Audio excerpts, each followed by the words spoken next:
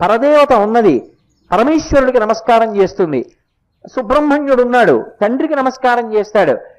ఎవరో ఒకరిని గురువు అని చెప్పడానికి అవకాశం ఉంటుంది. కానీ ఒక్క దత్తాత్రేయుల వారి విషయంలో మాత్రం ఒక పరమాద్భుతమైనటువంటి విషయం.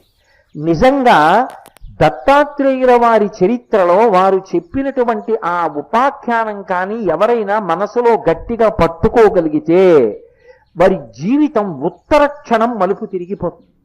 అసలు అంత అద్భుతమైన విషయాన్ని ఒక్క దత్తాత్రేయుల వారి చరిత్రలో తప్ప వేరొక చోట ఆవిష్కరించబడలేదు అని నాకు అనిపిస్తుంది.